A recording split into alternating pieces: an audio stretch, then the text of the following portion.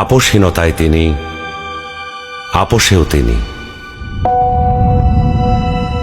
বাংলাদেশের রাজনীতিতে তিনি এক নিঃসঙ্গ শেরপা।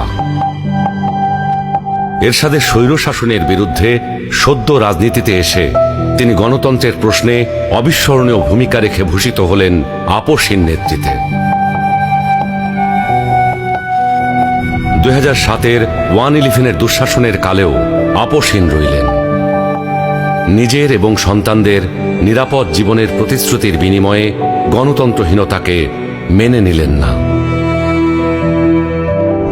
ফ্যাসিস্ট হাসিনার আমলে বিদেশ থেকে ফিরে এসে মিথ্যা মামলা মোকাবেলা করে জেলে চলে গেলেন।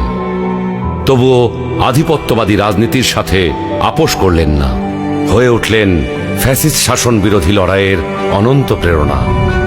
তবে কি তিনি কখনোই আপোষ করেননি? অবশ্যই করেছেন।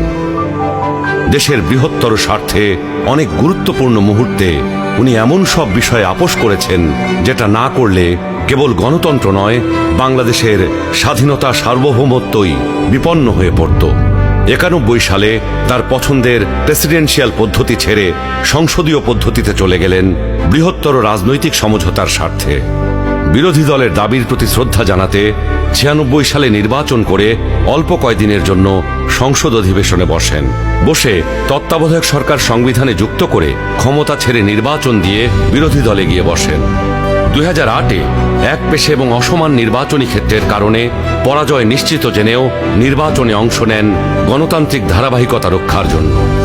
সকল মানুষের মতোই তিনিও নিশ্চয়ই সীমাবদ্ধতার ঊর্ধ্বে ছিলেন না, কিন্তু শিষ্টাচার, সৌজন্যবোধ, দৃঢ়তা, দূরদর্শিতা এবং প্রজ্ঞার সমন্বয়ে তিনি হয়ে